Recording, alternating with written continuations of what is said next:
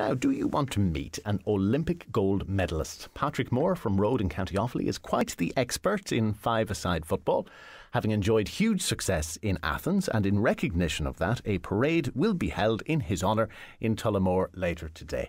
Now, we're joined in studio by Patrick, by his mum Lily, and by Roddy Spillane from Moneygall. He's the coach, or one of the coaches, for the five-a-side soccer team. Guys, good morning. Morning. Thank you very much for coming into us. Patrick, well done. Thanks very much. How do you feel? I feel elated and I'm over the moon and all that. And I'm delighted to be home some silverware to Croton and Tullamore Special Olympics. And everybody's making a big deal, are they? Oh, that's certainly. I had a big do in Croton yesterday, I did. And I'd like to thank Croton and everything I do. I'd like to Croton, everyone in Croton, to say thank you and all that for a great do last night. You had a big birthday as well recently. Yeah, that's right. Go on, what age were you? I was 31, December 23rd. Oh, right, Yeah. December 23rd. Except I couldn't celebrate it because it was icy roads and everything. And I couldn't go out for a meal or nothing. Very The good. roads were so bad. Very good. Yeah, we celebrated at home. Tell us a little bit about how you prepared for Athens. What was it like? I went to Dublin every once a month to train for the Ireland team we did. And we went to UCD and we went to AU Complex with it. And DCU was the last one it was. Right. And we trained very hard on a Saturday and we went home on a Sunday with it. And we stayed in Hughes for George Hotel with it. Hugh Cross with it. And when did you head out to Athens then? We head out to Athens on 20th of June we did. Yeah.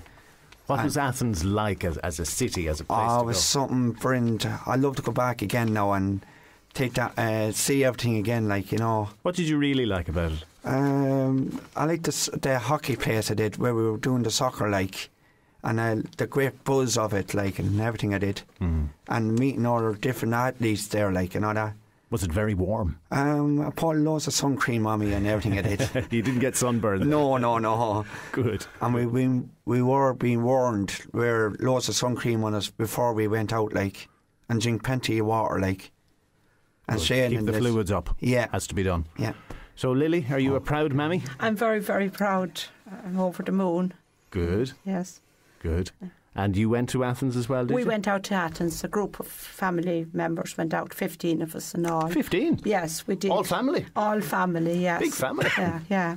Brothers and sisters of mine. Well, Patrick has two brothers and my wife, Mary, and Patrick's godchild is 7 months old, Patrick Oak, and he came along with us as well. So we made a holiday out of it and Yeah, why went to not? the football matches, and we had a great few days. So, did you bring banners and did you have all we the did. We support brought for our banners Patrick? and we displayed them at the closing ceremony, and Patrick could spot us from where they were in the stadium. Go and away. He came over to us. How and many people would have been at that ceremony? I suppose could have been 60,000 at the closing ceremony, but there was a bigger crowd at the opening ceremony. The opening I believe. ceremony was yeah. spectacular. Yeah, wasn't I it? think there could have been maybe 100,000, but we didn't get out until after the opening ceremony. So we got the closing ceremony, and they said that was the better of the two. So we had a great. And how many games experience. did you go to? We only saw one game because we only went out on Thursday. And that was the game against? That was the final. We were out for the final against Cyprus. That was a hectic That was the game. game to be at. Oh, it was hectic. 6-5, wasn't that the score? 6-5. Yeah, Penalty shootout. Yeah. Yeah. So 6-5, and you're sitting there. Yeah. And were you calm and collected, or were you a little Well, bit I was animated? just sick, really. I wasn't really enjoying the game. The rest of them were. But You enjoyed the result. I enjoyed the result, yeah. But I enjoyed the game as well. Edge of your But seat kind of stuff, though. It was nail biting now, it was, but it was worth every minute of it. But particularly the presentation of the medals, that was very emotional. I can imagine. Patrick, of course, he captained the Irish team, and that meant a lot to us. And that was the moment, standing up on the podium and getting the gold medal. That was when the tears came to the eyes. Understandable. So it was very special. Good. then And plenty of Patrick- photographs and plenty We of have ways of loads cherishing and loads that. of photographs and videos and everything else.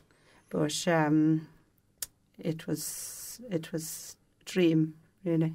And Roddy, you're part of the support network keeping the show on the road. Yeah. So what role did you play? Well, I was one of the 3 coaches, along with Paul Whelan from Dublin, Terence Flint from Galway. And, our role was just getting the team prepared, you know. And we first met last October. And it was probably unique from other years because the first day we met all the lads and the parents and guardians. So we kind of got to know each other from the start. Mm-hmm. And we come into training in November. And as Patrick says, then every month we trained in Dublin. We spread around the country. We were in DCU, UCD, the AUL complex, and we done a couple of sessions in Athlone IT where we got a couple of friendly games. Great. Good facilities then. Great facilities. Oh, there was never a problem with the facilities. They're always good, yeah, top class. And when you went to Athens, the facilities there, I imagine, were spectacular too, weren't they? Yeah, we were playing in what was, we'll say, the Athens 2004 Olympic Games. Like, we were playing in the hockey stadium. Mm. So it was a kind of it was a surface, like, you know, not the grass, but it was good, yeah. Yeah, no Saigon moments anyway. No teams not able to train properly and so on. No. We had everything was top class. Our facilities were top class.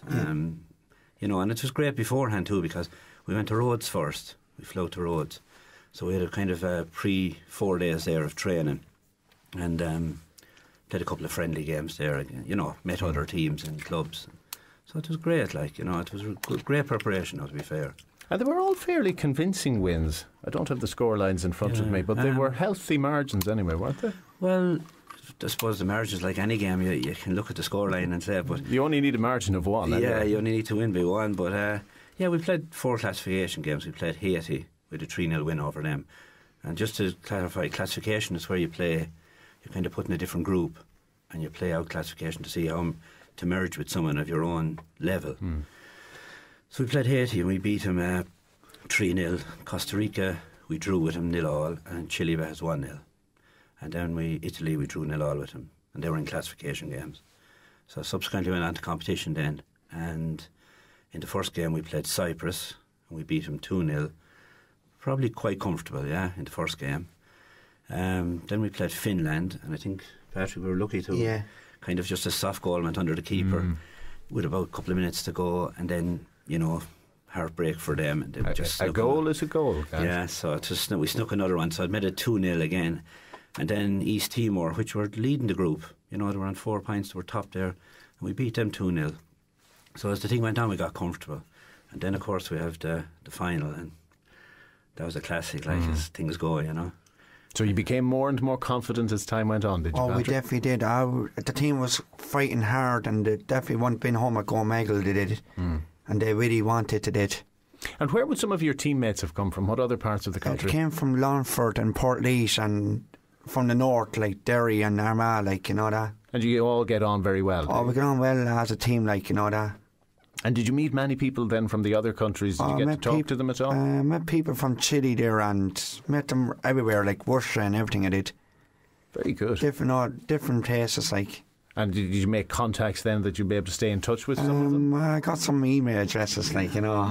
Yeah. Good. So there was a good social aspect to the whole experience. And it was a great buzz at the hotel every morning. And it was, yeah. Were you nervous about playing any particular team, or were you able to research them in advance? No, I was just putting my head, tune in, like, and be ready for action, like, you know. Full steam ahead. Yeah. Tunnel Don't vision. be afraid of anyone. Exactly. Yeah. Well, it paid off, didn't it? Who came second in the tournament then? Cyprus, was it? Cyprus, Yeah. Yeah, I'd say they were sore then on that very, very narrow margin in the final. Yes, well, the final, there was 4 teams, and the top 2 contested the final. So we ended up playing Cyprus, and they got there on goal difference over East Timor. So the final end was just, as Lily had said, the excitement. What grew to it was, you know, the way when you come in the excitement of a final, it went to extra time, and we scored at the last second of the first period of extra time. And the old way at that time was to do it with silver goal. So some of the lads on the pitch thought, and the crowd thought, I think we had it won. But we had another 5-minute period, and straight away from the kick-off, they scored a goal. Oh, agonising. So it went then to a penalty shootout, and there was 3 penalties taken, 3 scored from each side, good penalties. Then we missed, and they scored. So they thought, again, more excitement, they all invaded the pitches thinking they had it won. So again, everything was settled down then. So we went to 2 goalies. So at that stage, we were 4-3 down. So Mark came up and he scored. Never took a penalty before, and he scored it. Brilliant. So 4-4, so he went back in and he saved the penalty. So it ended in sudden death. So Joe missed the first one, then they missed. Then John Paul scored and Mark made a save. And for the rest then is history. It's like, Gosh, Lily, no wonder you weren't enjoying the whole thing. Yes. No wonder I was sick. That was kind of just the very mild event of what happened, which you can imagine. Yeah. And at that stage too, just to kind of bring in the whole atmosphere of it, it was the last game on the day. So, I mean, all the volunteers, the crowds, the excitement of it. There could have been 300 or 400 people in the stand just above us watching it. And, you know, it was great. It was fantastic, like, and great celebrations after it then, you know. And loads of Irish. Loads of Irish. Loads of Irish over there? Yeah, loads of Irish. The Irish get everywhere, don't they? Yeah, volunteers and everything were there. Yeah. Good. Yeah. Was there a good reaction back home, Lily, when you arrived back? There was. Well, we came in late at night, so lucky we could go to bed when we came home. But it started then yesterday morning, and the celebrations in Croghan last night were absolutely unreal. I'd say St. Bridget's had many a night in Croghan celebrating, but last night would have got a gold medal for the celebrations. It was absolutely very emotional too, you know. It was brilliant. And sure went on till 1 or 2 o'clock in the morning, and we had John Hogan doing the music for us. Good man, John. He was very good. And Leslie came out from Tullamore, who's Leslie Francis is Patrick's coach here in the Tullamore Soccer Club, and Anne Sterling is the chairman of the Tullamore Special Olympics Club. And I just want to thank Anne and Leslie and all the members and volunteers of the Tullamore Special Olympics Club that do Trojan work for Patrick and all Patrick's special friends. There are about 60, or no, many members, about 60 members in the club here in Tullamore. And they look after them 3 nights a week. They do soccer with them on a Monday night. They go bowling on a Tuesday night, and they go swimming on a Wednesday night. And that's 3 nights of the week, you know, they give to... Everybody's kept busy then. They are, Good. What's happening this evening then? I'll be marching from the GA Centre about 6:30, and I'll be down in the Bridge House there making speeches and everything. I will. Oh, have you got your speech? No, I don't have it ready yet. I'll get home now and get it ready. Would you be nervous making a speech at all? No, I didn't get nervous at all last night. I think the excitement got to me last night, and I was that nervous, like. More power to you. Yeah. I'd be in bits making a speech. I don't mind this job. There's only 3 of us or 4 of us in the studio. So enjoy the whole experience. Well done. It's a fantastic achievement, and well done to everybody involved. And we hope to hear a lot more of you, Patrick. Thanks very much. And thank you for coming in to us, Lily, as well, Thank and you. Roddy.